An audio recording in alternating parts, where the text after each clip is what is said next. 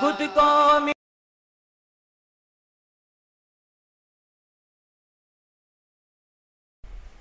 الحمد للہ رب العالمین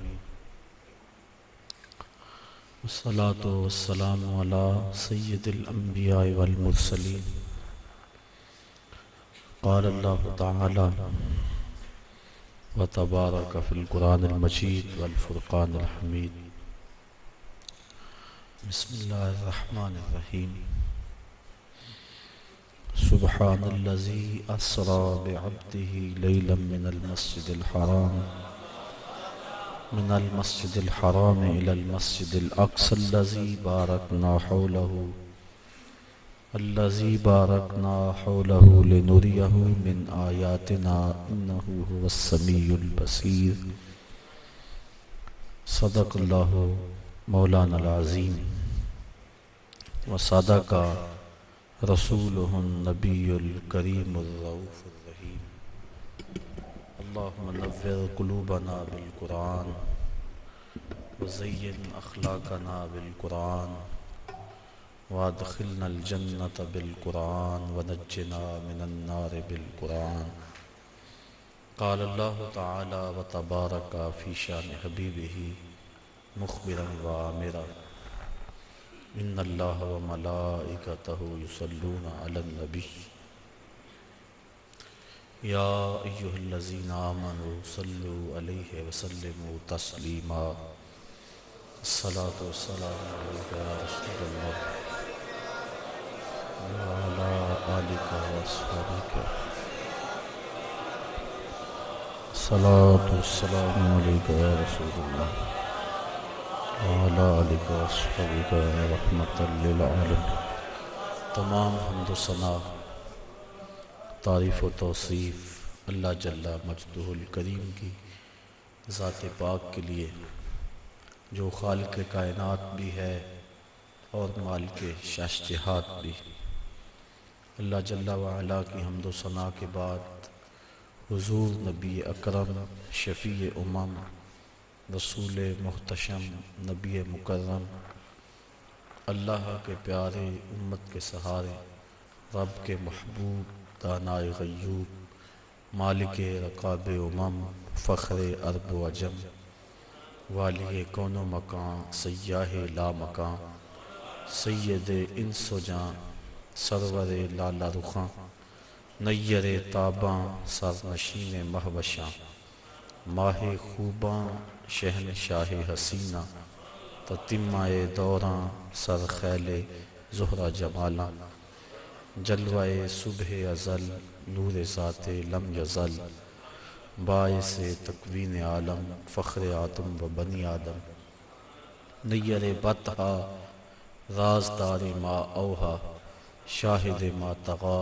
صاحب علم نشرہ معصوم آمنہ احمد مجتبیٰ حضرت محمد مصطفیٰ صلی اللہ علیہ وسلم کے حضور ناز میں اپنی عقیدتوں ارادتوں اور محبتوں کا خراج پیش کرنے کے بعد عزت و وقار کی مسندوں پہ جلوہ گر انتہائی قابل صد احترام معزز محترم خواتین و حضرات السلام علیکم ورحمۃ اللہ وبرکاتہ۔ آیت معراج تلاوت کرنے کا شرف حاصل کیا۔ اس آیت کا پہلا حصہ گزشتہ برس ایک درس قرآن میں آپ کے سامنے پیش کیا گیا اور معراج النبی کے حوالے سے ایک مفصل گفتگو آپ سماعت کر چکے ہیں۔ آیت کریمہ کے آخری حصے پہ آج کی اس نشست میں کچھ باتیں آپ کے گوش گزار کرنا ہے۔ اللہ تعالیٰ جل شانہ میری زبان پہ کلمۃ الحق جاری فرمائے، دین کا فہم سمجھ سوجھ بوجھ اور ادراک نصیب فرمائے۔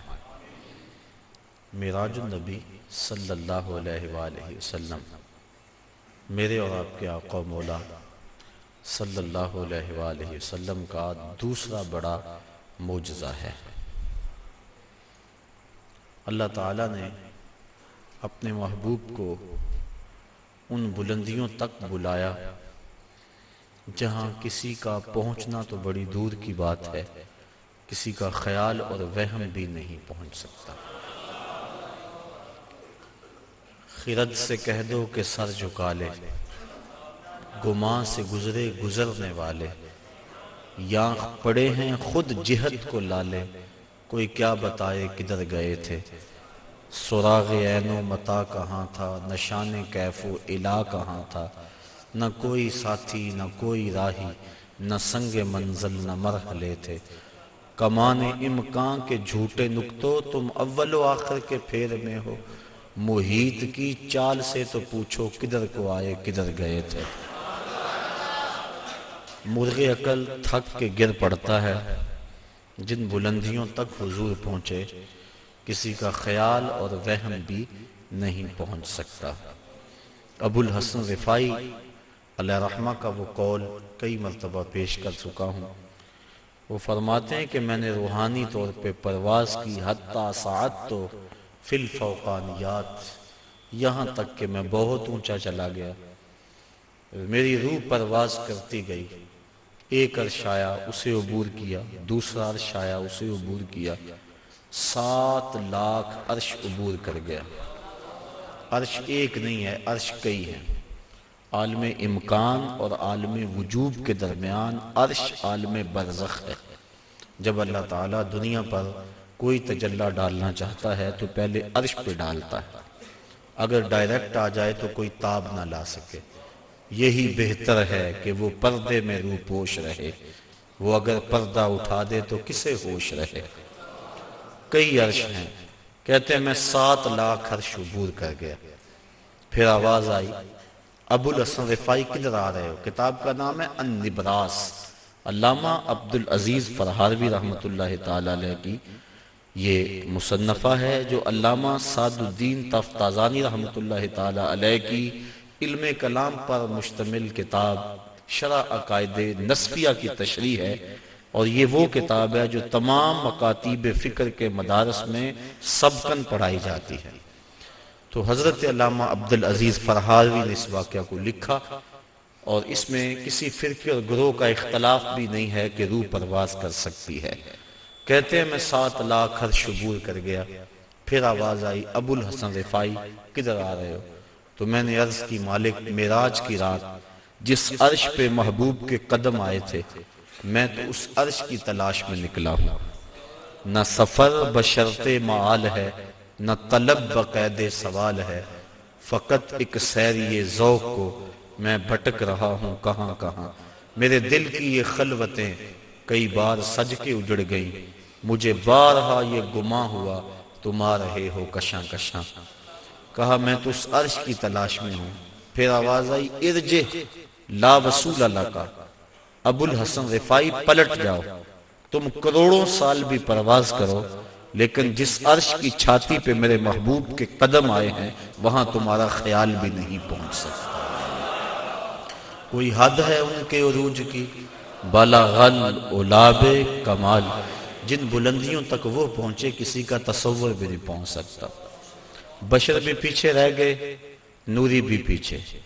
نوریوں کا امام سدرہ پہ ہاتھ جوڑ رہا ہے، لو دنو تو ان ملتن لہ ترکتو، اگر میں ایک پورے کے برابر بھی آگے جاؤں تو میرے پر جلتے ہیں۔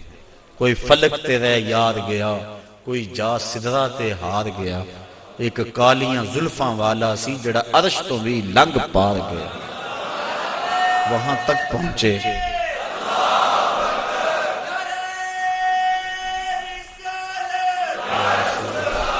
تو وہاں تک پہنچے جہاں کسی کا خیال وہم سوچ بھی نہیں پہنچ سکتے۔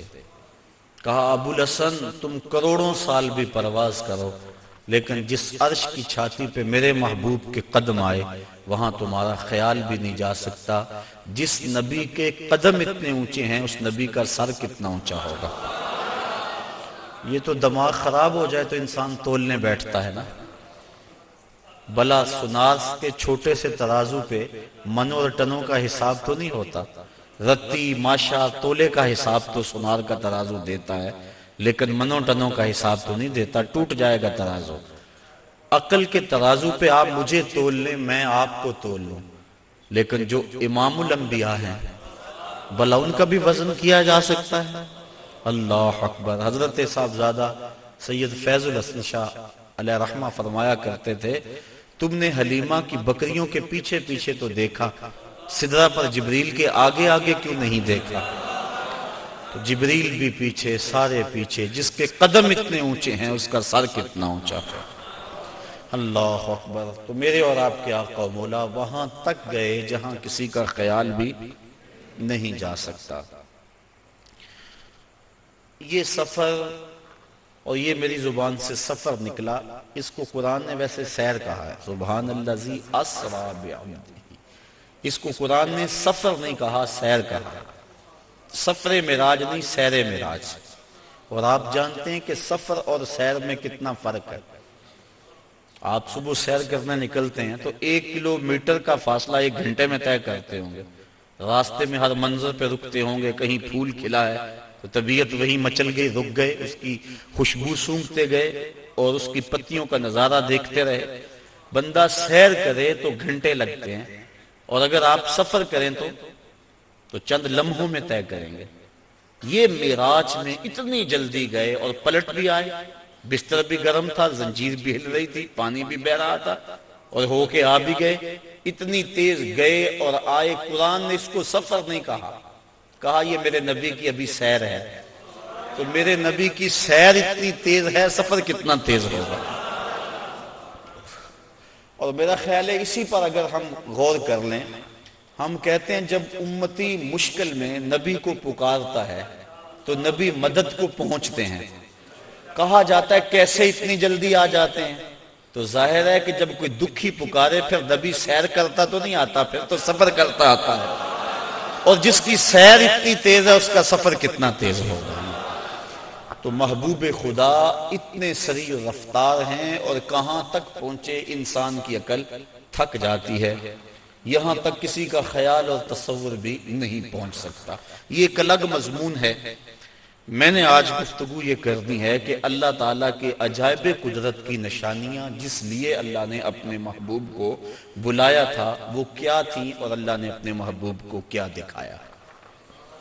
سب سے بڑی نشانی اور سب سے بڑی دولت جو محبوب کے دامن میں ڈالی گئی اور حضور کو عطا کی گئی وہ اپنا دیدار تھا۔ سب سے بڑی دولت جو اللہ تعالیٰ نے اپنے محبوب کو عطا فرمائی وہ اپنا دیدار تھا۔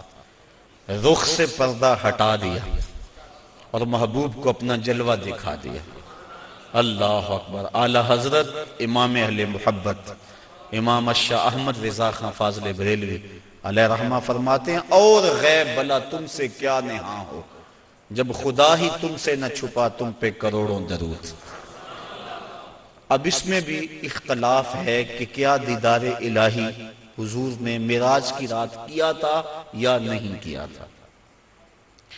بعض لوگوں کا موقف یہ ہے کہ حضور گئے تھے اور سدرۃ المنتہا کے پاس جبریل امین کو دیکھ کر آ گئے تھے، اللہ تعالیٰ کا دیدار نصیب نہیں ہوا۔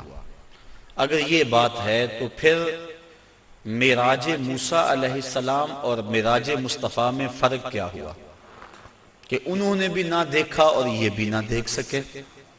اور جبریل کو اگر دیکھنے گئے تھے، جبریل تو 26,000 مرتبہ حضور کی چوکھٹ پہ آیا تھا، تو پھر حضور علیہ السلام وہاں گئے۔ اللہ تعالیٰ نے سورہ نجم کے اندر بیان فرمایا کہ ما کذب الفؤاد ما رأى، ما کذب الفؤاد ما رأى، جو آنکھ نے دیکھا دل نے اس کی تکذیب نہیں کی بلکہ تصدیق کر دی۔ تصدیق کون کرتا ہے؟ ایک شخص اچانک یہاں نظر آئے اور میں گمان کروں کہ یہ فلاں شخص ہے، تو میں آپ سے پوچھوں جناب یہ وہی ہے؟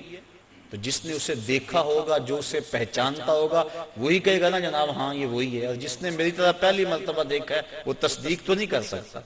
تصدیق تو وہ کرتا ہے جس نے پہلے دیکھا ہو۔ اب اللہ قرآن میں کہتا ہے ما کذب الفؤاد ما رأى، جو آنکھ نے دیکھا دل نے اس کی تائید کی۔ آنکھ نے دل سے پوچھا یہ وہی ہے؟ تو دل نے کہا ہاں وہی ہے جو درد بن کے رہتا تھا۔ تو معلوم ہوا کہ قلب مصطفیٰ پہلے دیکھ چکا تھا، آنکھ نے آج دیکھا تھا۔ تو جس کو دل نے دیکھا ہو جب آنکھ اسے دیکھ لے تو اسے معراج کہتے ہیں۔ تو باقی رہا بات دل کے دیکھنے کا، امام عبد الوہاب شعرانی علیہ رحمہ آپ فرماتے ہیں کہ حضور علیہ السلام کو 34 مرتبہ معراج ہوا ہے۔ 33 مرتبہ حضور کو قلبی اور روحانی معراج ہوا ہے، اور 1 مرتبہ سر کی آنکھوں سے اپنے رب کو دیکھا ہے۔ تو دل تو پہلے بھی جلوے پا چکا تھا، دل کو پہلے بھی انوار کی دولت ملی تھی، اور آنکھ نے آج پہلی بار دیکھا تھا۔ تو جو دل میں ہو جب سامنے آ جائے تو اسے معراج کہتے ہیں۔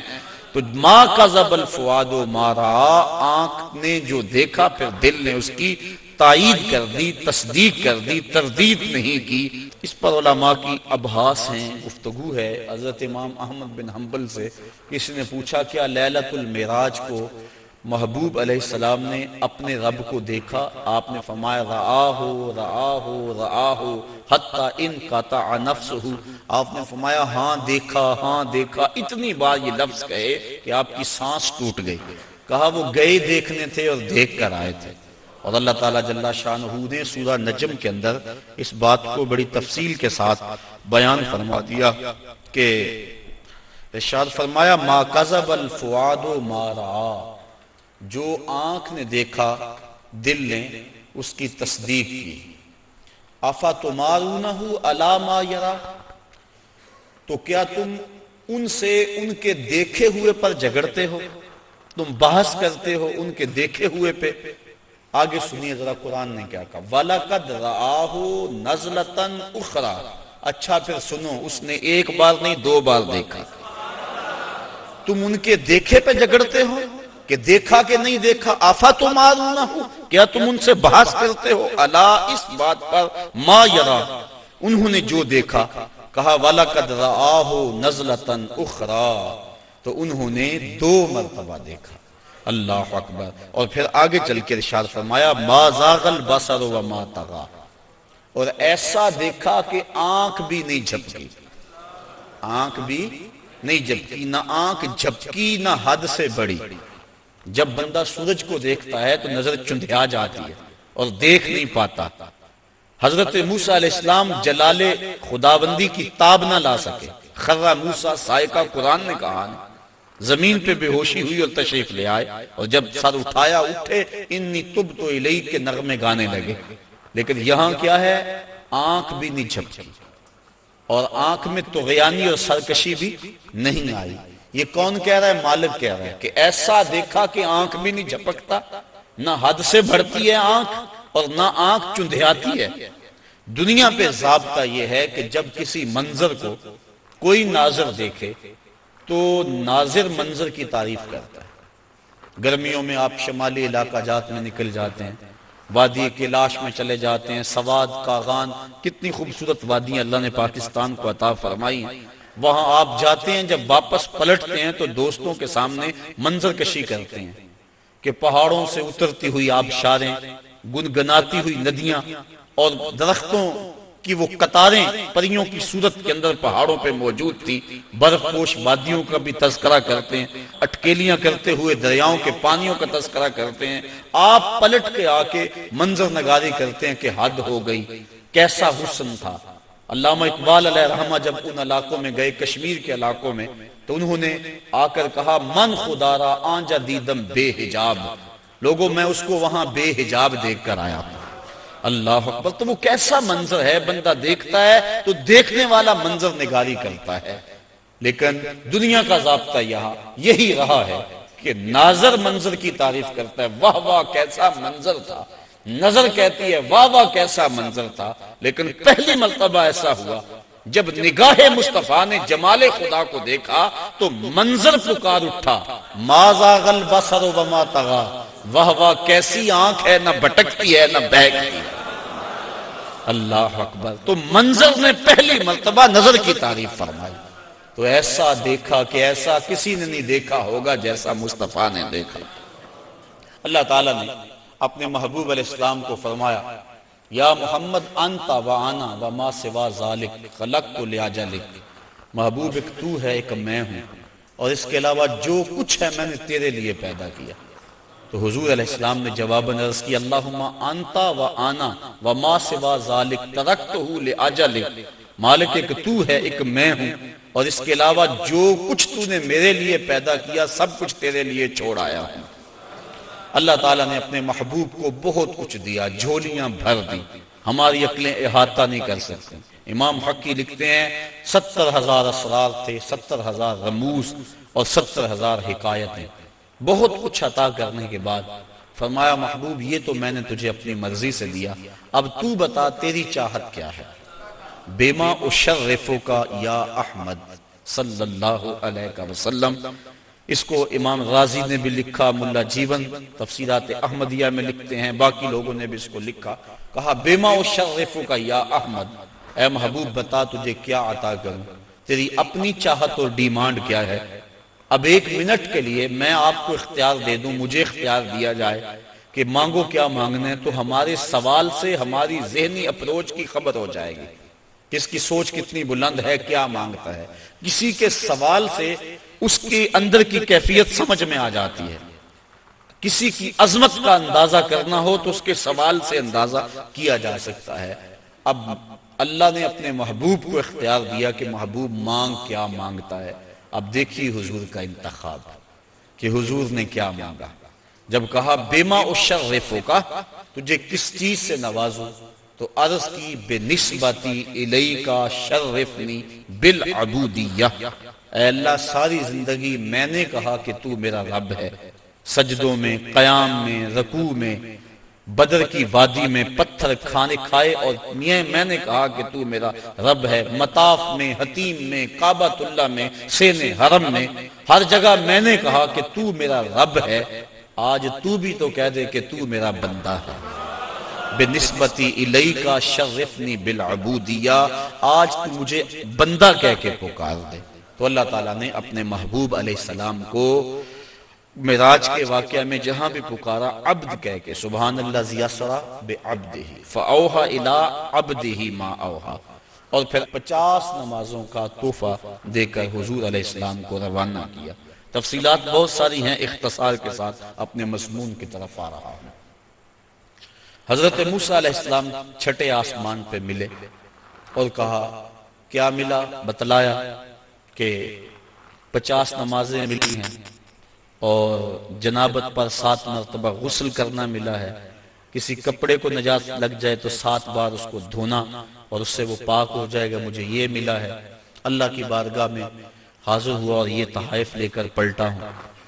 تو حضرت موسیٰ علیہ السلام نے کہا کہ آپ کی امت اتنا بوجھ برداشت نہیں کر سکتی، چونکہ میں بنی اسرائیل کا تجربہ رکھتا ہوں.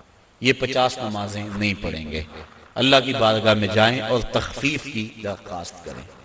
حضور علیہ السلام حاضر ہوئے، تخفیف کی درخواست کی. 5 نمازیں معاف ہوئی، باقی 45 رہ گئی. اس طرح باقی معاملات میں بھی تخفیف ہوئی. پھر آئے، انہوں نے پھر کہا، پھر گئے، پھر آئے، حتیٰ کہ اللہ حاضر قیاس 5 نمازیں رہ گئیں. حضرت موسیٰ علیہ السلام نے عرض کی کہ حضور 1 مرتبہ اور چاہیے. فرمایا مجھے اب اپنے رب سے حیا آتی. چونکہ عادت باری تعالیٰ یہ تھی کہ ہر بار 5 نمازیں معاف ہوتی تھی، اب رہ ہی 5 گئی تھی. اب جاتے تو اللہ یہ بھی رخصت دے دیتا، جو 50 سے 5 کر سکتا ہے وہ 5 میں بھی تخفیف فرما سکتا تھا. لیکن کہا اب مجھے اپنے رب سے حیا آتی ہے. اب اس پر 2-3 باتیں. ایک یہ کہ اللہ کے علم میں بلا نہیں تھا کہ بالآخر 5 نمازیں رہ جانی. پتا تھا نا اللہ کو بالآخر 5 رہ جانی، تو اللہ دیتا ہی 5. پہلے 50 دی، پھر گئے، پھر 5 معاف کی، پھر گئے، حتیٰ کہ 9 مرتبہ جانا ہوا اور پھر 5 رہ گئی. اللہ تعالیٰ کا علم بڑا وسیع ہے اور اللہ تعالیٰ کا علم قدیم ہے اور حادث نہیں. تو اس کو پتا تھا کہ بالآخر 5 نمازیں رہ جانی ہیں، وہ عطا ہی 5 کرتا. لیکن اگر وہ 5 دیتا لوگوں کو عظمت مصطفیٰ کا علم کیسے ہوتا؟ اللہ کے ہاں جو محبوب علیہ السلام کی محبوبیت ہے اس کا پتہ کیسے چلتا؟ اور دوسری بات، لا تبدیل لکلمات اللہ، اللہ کی باتیں تبدیل، اور یہاں بظاہر 9 مرتبہ تبدیلی آئی ہے۔ کتنی مرتبہ؟ تو اللہ تو فرماتے ہیں میری باتیں تبدیل نہیں ہوتی، یہاں 9 مرتبہ تبدیلی آئی۔ تو اللہ تعالیٰ نے دوسرا ضابطہ دے دیا، من جاء بالحسنۃ فلہ عشر امثالھا، جو ایک نیکی کرے 10 کا ثواب دوں گا۔ اللہ کی باتیں نہیں بدلتی، تم 5 پڑھو گے ثواب میں 50 کا ہی عطا فرماؤں گا۔ تو یہ جو معراج ہے اس کا جو اہم ترین تحفہ امت کے لیے حضور لے کر آئے وہ نماز کی صورت میں تھا، اور ارشاد فرمایا حبب الی من دنیاکم ثلاث الطیب والنساء وجعلت قرۃ عینی فی الصلاۃ، مجھے تمہاری دنیا سے صرف 3 چیزیں پسند ہیں، خوشبو، منکوحہ عورتیں، اور میری آنکھوں کی ٹھنڈک نماز میں رکھی گئی۔ اور یہ بھی فرمایا الصلاۃ معراج المؤمنین، نماز مومنوں کا معراج ہے۔ اللہ اکبر۔ اور یہ بھی ارشاد فرمایا جس نے نماز قائم کی اس نے دین کو قائم کیا، جس نے نماز گرا دی اس نے دین گرا دیا۔ اور صحابہ فرماتے ہیں ہم مومن اور کافر کے درمیان فرق نماز سے کرتے تھے، جو نماز پڑھتا ہم سمجھتے مومن ہے تبھی تو پڑھتا، اور جو نماز نہ پڑھتا ہم سمجھتے کافر ہے تبھی نہیں پڑھتا۔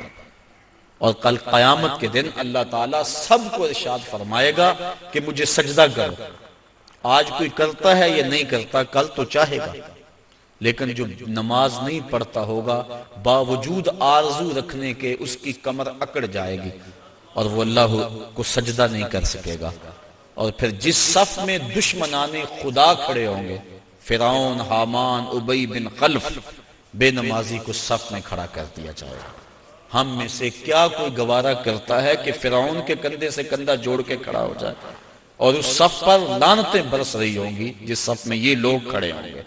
تو اگر ہم اس کو گوارا نہیں کرتے، کبھی بھی ایک مومن گوارا نہیں کرتا کہ دشمنان خدا کے ساتھ کھڑا ہو، تو پھر اگر ہم نماز نہیں پڑھتے تو ہمیں توبہ کر کے پچھلی بھی نمازیں پڑھنی چاہیے، قضا کرنی چاہیے، اور آئندہ ہمیں قصد کر لینا چاہیے کہ آج کے بعد نماز نہیں چھوڑیں گے۔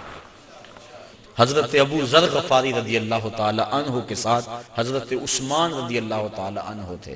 ایک تو حضرت عثمان بن عفان ہیں، یہ اور صحابی ہیں۔ کہتے ہیں کہ ہم اکٹھے جا رہے تھے، راستے کے اندر ایک درخت آیا جس کی ایک شاخ لٹک رہی تھی جس کے اوپر زرد پتے تھے۔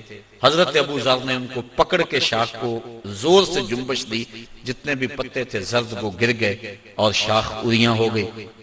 میں اس منظر کو دیکھ کے محظوظ ہوتا رہا۔ پھر حضرت ابو ذر غفاری میری جانب متوجہ ہوئے اور کہنے لگے اے عثمان، تو نے پوچھا نہیں کہ میں نے اس شاخ کو یوں پکڑ کے جھٹکا کیوں دیا ہے؟ تو کہتے ہیں میں نے کہا اچھا پھر آپ بتا دیں کہ آپ نے شاخ کو جھٹکا کیوں دیا ہے۔ کہا ایک دن میں حضور کے ساتھ جا رہا تھا، راستے میں ایسا ہی ایک درخت آیا اور اس کی شاخ تھی جس پہ زرد پتے تھے، آقا کریم نے اس کو پکڑ کے جنبش دی، پتے یوں ہی جھڑ گئے۔ میں اس منظر کو دیکھ رہا تھا، آقا کریم نے میری طرف دیکھ کر کہا ابو ذر تو نے پوچھا نہیں میں نے شاخ کو جنبش کیوں دی ہے؟ تو میں نے یوں عرض کی حضور آپ بتا دیں کہ آپ نے کیوں جنبش دی؟ تو کہا اے ابو ذر جس طرح میں نے شاخ کو جنبش دی اور سارے پتے جھڑ گئے، اس طرح جب کوئی بندہ نماز کے لیے کھڑا ہو جاتا ہے سارے گناہ جھڑ جاتے ہیں۔ آقا کریم علیہ السلام نے معراج کی رات جو خاص چیزیں دیکھیں اور امت کو بیان فرمائیں، لِنُرِيَهُ مِنْ آیاتنا، اور معراج کا مقصد تھا محبوب کو بہت کچھ دکھلانا، سب سے بڑی دولت اپنا دیدار اور بہت کچھ، جنت دوزخ کا جو ہے حضور نے مشاہدہ کیا۔ تو حضور نے کچھ لوگوں کو دیکھا کہ ان کے سر پتھر کے ساتھ کچلے جا رہے تھے، اور پھر اس کے بعد پھر وہ ٹھیک ہو جاتے، پھر دوبارہ ان کو کچلا جاتا۔ تو جبریل امین سے حضور علیہ السلام نے پوچھا کہ یہ کون لوگ ہیں اور ان کے سر کیوں کچلے جا رہے ہیں؟ تو جناب جبریل امین نے عرض کی کہ حضور یہ وہ لوگ ہیں کہ جن کے سر نماز کی وجہ سے بوجھل رہا کرتے تھے، اور آج ان کو یہ سزا دی جا رہی ہے۔ تو نماز سے سروں کا بوجھل رہنا یہ اس قدر کبھی امر ہے کہ قیامت کے دن اس کی سخت سزا ہوگی۔ آپ نے علماء سے سینکڑوں بار یہ سنا، اول ما یحاسب بہ العبد یوم القیامہ الصلاۃ، قیامت کے دن بندے سے سب سے پہلا سوال نماز کا کیا جائے گا، اور اگر پہلا سوال کا جواب بھی نہ آیا اگلی باتیں تو بعد میں ہیں، اس لیے ہمیں قصد کرنا چاہیے کہ آج کے بعد نماز نہیں چھوڑیں گے۔ حضور علیہ السلام نے معراج کی رات ایک شخص کو دیکھا، لکڑیوں کا ایک بہت بڑا گٹھا تھا جس کو اٹھانے کی کوشش کرتا تھا، لیکن اس سے وہ اٹھایا نہیں جاتا تھا، بھاری تھا، اس کی طاقت سے زیادہ تھا، لیکن اس کے باوجود وہ دائیں بائیں سے لکڑیاں اس کے اندر شامل کرتا تھا۔ پوچھا کہ یہ کون شخص ہے، اس کا جو گٹھا ہے لکڑیوں کا وہ پہلے بڑا بھاری ہے اور مزید وہ لکڑیاں دائیں بائیں سے لے کر اس کے اندر شامل کر کے اس کو مزید وزنی کرتا چلا جا رہا ہے۔ تو عرض کی کہ حضور یہ آپ کی امت کا وہ شخص ہے کہ جس کے پاس لوگوں کی کثرت کے ساتھ امانتیں موجود ہیں اور وہ ان کو ادا کرنے کی پوزیشن میں نہیں، لیکن اس کے باوجود اور امانتیں پکڑتا چلا جا رہا ہے، اور اس بات میں حدیث ہے کہ لوگ میرے پاس پیسے امانتیں جمع کروائیں۔ تو کل قیامت کے دن اس صورت کے اندر جو ہے وہ اس کی سزا دکھلائی گئی کہ اس گٹھے کو اٹھانے کی کوشش کرتا ہے، اور ایک روایت میں آتا ہے کہ کل قیامت کے دن جس شخص نے لوگوں کی امانتیں دینا ہوں گی تو اس کو لوگ پکڑیں گے اور کہیں گے ہماری امانتیں واپس کر، وہ کہے گا اب اس وقت تو میرے پاس کچھ نہیں ہے، اسے فرمایا جائے گا کہ جو ان لوگوں کی امانتیں تیرے پاس ہیں وہ ایک جگہ رکھی ہوئی ہیں، اگر تو ان کو وہاں سے لا کر کے دے دے تو تیری جان چھوڑ سکتی ہے۔ تو وہ کہے گا کہ کہاں ہیں، تو اس کو جہنم کے دروازے پہ لے جایا جائے گا اور پھر کہا جائے گا اس جہنم میں اتر، اس کے پیندے میں امانتیں رکھی ہیں اور وہ نکال کے ان لوگوں کو دے۔ اور حدیث کی روح سے جہنم کی جو گہرائی ہے وہ 70 سال لگتے ہیں اس کی تہہ تک پہنچنے میں۔ آقا کریم تشریف فرما تھے کہ ایک دھماکے کی آواز آئی، پوچھا صحابہ اس آواز کو سنا؟ عرض کی ہاں۔ فرمایا کہ یہ آواز کیسی ہے؟ اللہ و رسولہ عالم۔ عرض کی اللہ اس کا رسول جانتا ہے۔ فرمایا 70 سال قبل جہنم میں ایک پتھر پھینکا تھا، اب وہ پیندے پہ گرا ہے، یہ اس کے گرنے کی آواز ہے۔ تو 70 سال جاتے ہوئے لگتے ہیں اور 70 سال آتے ہوئے لگتے ہیں۔ بعض لوگ کہہ دیتے ہیں یار اگر جہنم میں گئے بھی تو ایک جھٹکا لگے گا، اگر ایک جھٹکا بھی لگا تو 140 سال لگ جائیں گے۔ فما اصبرہم علی النار، لوگوں کا آگ پر کتنا بڑا حوصلہ ہے کہ وہ ایسی باتیں کر جاتے ہیں۔ اب اس کو 70 سال جہنم کے پیندے تک اترنے میں لگیں گے، وہاں واقعی امانتیں جو لوگوں کی اس نے پکڑی ہوئی ہوں گی وہ موجود ہوں گی، ان کو پکڑ کے پھر 70 سال تک اوپر آئے گا، اور جب وہ کنارے پہ آ کے باہر نکلنے لگے گا پھر پاؤں پھسل جائے گا، اور پھر 70 سال تک لڑکتا ہوا نیچے چلا جائے گا، پھر 70 سال بعد آئے گا، اور جب اس کی دیوار کے آخر تک پہنچے گا لیکن پھر اس کا پاؤں پھسل جائے گا۔ لوگوں کی امانتیں ہڑپ کرنے والے کو قیامت کے دن یہ سزا دی جائے گی۔ میں اور آپ اتنا بوجھ اٹھائیں جتنا ہم اٹھا سکتے ہیں، اور ہمیں دیکھیں کہ ہم ہمارے ذمے جو ہے وہ کسی کا غصب کیا ہوا، کسی سے رشوت میں لیا ہوا، اور کسی کی مجبوری سے فائدہ حاصل کر کے اس سے مال لیا ہوا، اور دیوار رکھتے ہوئے ہم سائے کے 2 انچ دبائے ہوئے ہم سب کچھ دیکھ سکتے ہیں اور اپنے مستقبل کی منصوبہ بندی کر سکتے ہیں۔ حضور علیہ السلام آگے گئے تو آقا کریم نے دیکھا کہ کچھ عورتیں ہیں کہ جو چھاتیوں کے بل لٹکائی گئی۔ فرمایا کہ یہ کون سی خواتین ہیں؟ تو عرض کی کہ حضور آپ کی امت کی یہ وہ عورتیں ہیں جو زنا کیا کرتی تھیں اور آج ان کو یہ سزا دی جا رہی ہے۔ اس سے آگے بڑھے تو دیکھا کہ کچھ لوگوں کے سامنے خوشبودار اور چھوٹے چھوٹے ٹکڑے گوشت کے پڑے ہوئے ہیں، لیکن وہ اس کو نہیں کھا رہے۔ آگے بدبودار اور متعفن کھانا پڑا ہوا ہے، گوشت پڑا ہوا ہے، وہ اس کو کھا رہے ہیں۔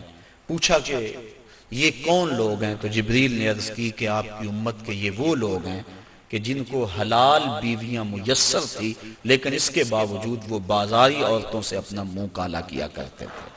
تو کل قیامت کے دن ان کو سخت سزا دی جائے گی۔ آگے بڑھے تو حضور علیہ السلام نے دیکھا کہ کچھ لوگ ہیں کہ جن کے پیٹ بہت بڑے ہیں اور ان کے اندر سانپ ہیں، تو وہ کھڑے ہوتے ہیں لیکن پیٹ کا بہت بڑا ہونا ان کو کھڑا نہیں ہونے دیتا، پھر گر جاتے ہیں۔ پوچھا کہ یہ کون لوگ ہیں؟ تو بتلایا گیا کہ یہ وہ لوگ ہیں جو سود کھایا کرتے تھے۔ سود کی حرمت قرآن مجید میں بڑی وضاحت کے ساتھ آئی اور فرمایا سود لینے والا، حضور نے ارشاد فرمایا سود دینے والا، سود کی رقم پہ گواہ بننے والا اور سود کی رقم کے معاملے کو لکھنے والا گناہ میں برابر کے شریک ہے۔ تو اس لیے ہمیں ان چیزوں سے بچنا چاہیے۔ ایک حدیث میں آیا، آقا کریم نے ارشاد فرمایا، حضرت علی المرتضیٰ سے روایت ہے، فرمایا 7 اشخاص ایسے ہیں جب تم انہیں قبر میں دفن کر کے آتے ہو تو ان کے رخ قبلے سے پھیر دیے جاتے ہیں، اور ساتھ فرمایا فَاذْهَبُوا وَانْبُشُوا قُبُورَهُمْ فَإِن لَّمْ تَجِدُوا هَٰكَذَا مَا قُلْتُ لَكُمْ فَهُوَ باطل۔ کہا جاؤ جا کے قبریں اکھیڑ کے دیکھ لو، اگر ایسا نہ پاؤ جیسا میں کہہ رہا ہوں تو آ کے کہہ دینا کہ غلط کہا تھا۔ عرض کی قیلا من ہم یا رسول اللہ صلی اللہ علیہ وسلم، عرض کی حضور یہ کون لوگ ہیں کہ جن کے رخ قبر میں قبلے سے پھیر دیے جاتے ہیں؟ تو حضور نے ارشاد فرمایا شارب الخمر و بائع البش و شاہد الزور و آکلۃ الربا والنائحۃ والمحتکر و تارک الجماع۔ 7 اشخاص گنوائے۔ پہلا شارب الخمر، شراب پینے والا۔ ایک روایت کے لفظ ہیں کہ شراب اپنے لیے بنانے والا، کسی اور کے لیے بنانے والا، شراب پینے والا، شراب پلانے والا، شراب بیچنے والا، شراب خریدنے والا، اور جس کے لیے شراب خریدی ہے، شراب کو ڈھونے والا، دوسری جگہ منتقل کرنے والا، ہمارا سب پر اللہ کے رسول نے لعنت بھیجی۔ تو یہ ایسا برا فعل ہے۔ ایک روایت کے لفظ میں نے پڑھے کہ شارب الخمر کعابد الوثن، شراب پینے والا بت پوجنے والے کی طرح۔ ہمارے معاشرے میں شراب نوشی سرایت کر گئی ہے، اور اب تو بعض طبقوں کے اندر یہ برا بھی نہیں سمجھا جاتا، جبکہ حلال سمجھ کے پینا تو کفر ہے، اور اس کو حرام سمجھتے ہوئے اس کی حرمت کے قائل ہونے کے باوجود پینا یہ گناہ کبیرہ ہے، اور منع فرمایا گیا سختی کے ساتھ۔ ارشاد فرمایا ایک تو ویسے بھی شرابی جب مرتا ہے اسے مرتے ہوئے کلمہ نصیب نہیں ہوتا، اور دوسرا یہ روایت جو میں نے آپ کے سامنے رکھی کہ اس کا قبلے سے رخ پھیر دیا جائے گا۔ اور اب یہ بھی میڈیا پہ بیٹھ کے ہمارے روشن خیال حکمرانوں کی ایما پر لوگ کہہ رہے ہیں کہ صرف خمر حرام ہے، باقی جو چیزوں سے کشید کی گئی چیزیں ہیں وہ حرام نہیں ہے، جبکہ میرے اور آپ کے آقا و مولا صلی اللہ علیہ وآلہ وسلم نے واضح طور پہ فرمایا ہر وہ چیز جو نشہ لاتی ہے وہ شراب ہے، اور ہر شراب خمر حرام ہے۔ تو وہ نشہ چاہے کوئی بھی چیز لانے والی ہو اس کو شریعت نے واضح طور پہ حرام کر دیا۔ یہ دوسرا بائع البش، جن کے رخ جو ہیں وہ قبلے سے پھیر دیے جائیں گے، تو فرمایا ان میں سے بردہ فروشی کرنے والا، انسانوں کی خرید و فروخت کرنے والا۔ اب دنیا پہ یہ اس انداز سے غلامی کا انداز تو نہیں ہے، لیکن اعضائے انسانیہ کو اب بھی لوگ فروخت کر رہے ہیں۔ آپ روزانہ اخبارات میں پڑھتے ہیں کہ گردہ فروشی کا کاروبار اور مختلف اعضائے بدنیہ کا کاروبار۔ تو یہ دوسرے وہ شخص جو انسان یا انسان کے کسی عضو کا کاروبار کرتے ہیں، کل جب وہ مریں گے تو ان کا رخ قبلے سے پھیر دیا جائے گا۔ تیسرا ارشاد فرمایا وشاہد الزور، اور جھوٹی گواہی دینے والا۔ بلکہ ایک روایت میں آقا کریم نے فرمایا میں تمہیں بڑے بڑے گناہوں کی خبر نہ دے دوں، الا انبئکم باکبر الکبائر، بڑے بڑے گناہوں کی خبر نہ دے دوں؟ صحابہ نے عرض کی ہاں حضور آپ ارشاد فرمائیں۔ فرمایا الاشراک باللہ وعقوق الوالدین الا وقول الزور، اور ایک فرمایا وشہادت الزور۔ یہ مختلف اقوال ہیں احادیث میں، مختلف احادیث میں، تو شہادت الزور جھوٹی گواہی کو حضور علیہ السلام نے جو ہے وہ اکبر الکبائر میں شمار کیا۔ اور چوتھا فرمایا سود کھانے والے، سود لینا، سود دینا، سود لکھنا، اس کی رقم پر گواہ بننا، ان وزر میں فرمایا چاروں برابر ہیں۔ اور ایک روایت ہے صحاح کی، ارشاد فرمایا کہ سود کے گناہ کے 70 درجے ہیں اور کم سے کم درجہ اپنی ماں سے زنا کرنا ہے۔ اب میں اور آپ دیکھیں اور اپنی زندگی کی راہ کو درست کریں۔ آگے فرمایا وَالنَّائِحَاتُ، نوحہ کرنے والی عورتیں جب قبر میں جائیں گی تو ان کا رخ پھیر دیا جائے گا۔ جب کوئی شخص فوت ہو جاتا ہے تو صبر کا حکم ہے۔ آنکھوں کا غم اور دل کا غم رحمان کی طرف سے ہے، ہاتھوں کا اور زبان کا غم شیطان کی طرف سے ہے۔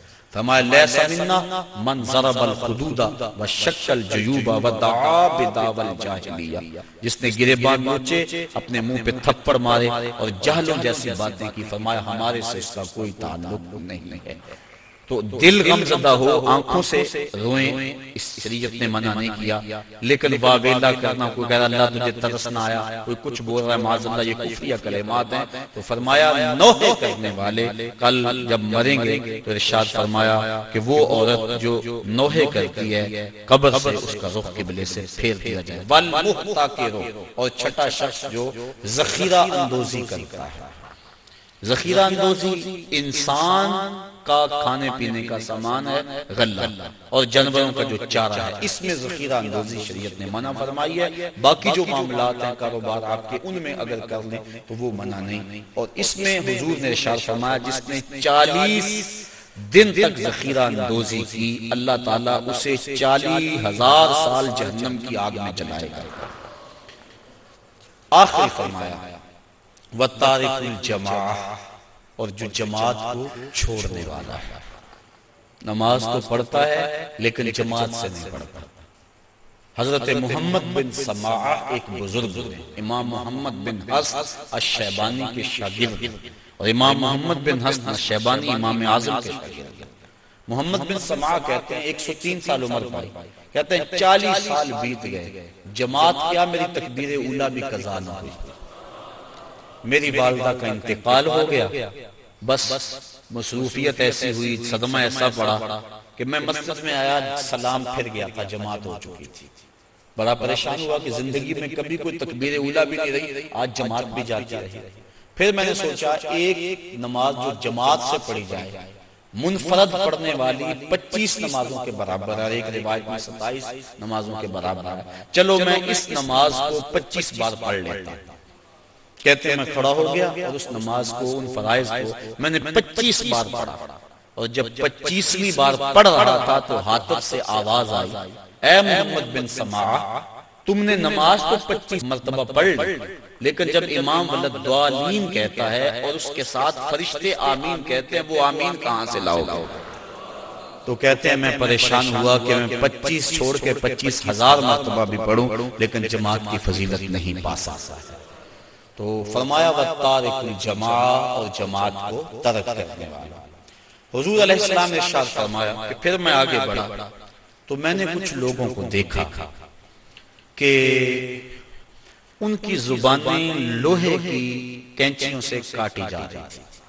میں نے جبریل امین سے پوچھا کہ یہ لوگ کون ہیں کہ جن کی زبانیں لوہے کی کینچیوں سے کاٹی جا رہی ہیں؟ جبریل نے عرض کی کہ حضور یہ آپ کی امت کے وہ فتنہ پرور خطیب ہیں جو کہتے کچھ اور تھے کرتے کچھ اور تھے۔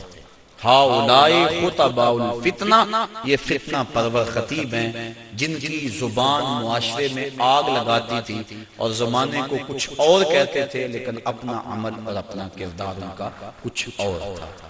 اس لیے منبر و محراب کے جو وارث ہیں ان کو ایک ایک لفظ جو ہے وہ تول کے بولنا چاہیے، اور اس پر پہلے عمل ہو تو لفظ لوگوں کے دلوں میں اترتے ہیں۔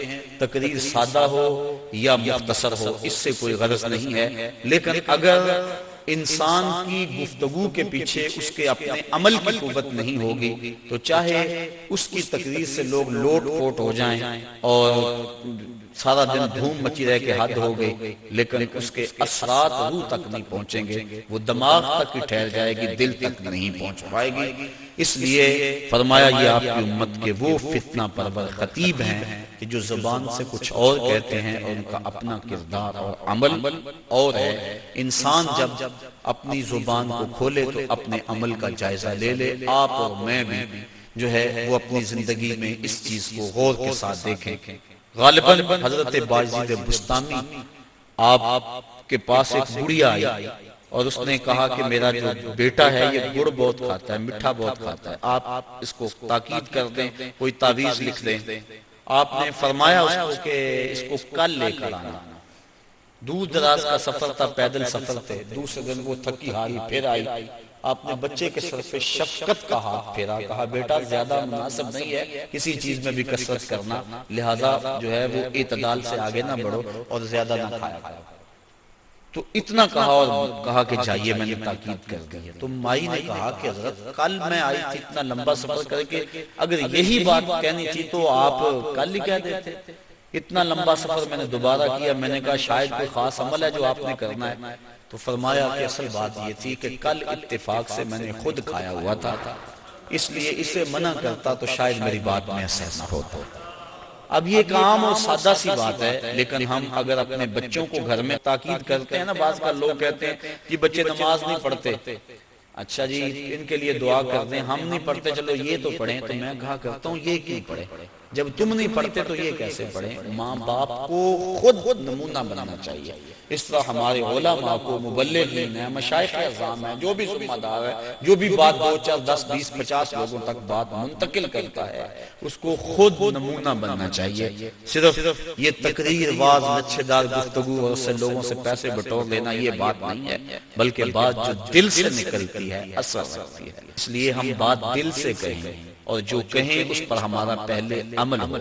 اللہ کی رضا کے لیے جئیں، اللہ کی رضا کے لیے مریں، یقیناً اس کی برکات ہیں۔ وہ اقبال علیہ رحمہ نے کہا تھا کہ واعظ قوم کی وہ پختہ خیالی نہ رہی، برق طبعی نہ رہی، شعلہ میں کالی نہ رہی، رہ گئی رسم اعظم، روح بلالی نہ رہی، فلسفہ رہ گیا تلقین غزالی نہ رہی، مسجد مرثیہ خواہیں کہ نمازی نہ رہے، یعنی صاحب اوصاف وہ حجازی نہ رہے۔ اللہ تعالیٰ اپنی راہوں کا مسافر ہے۔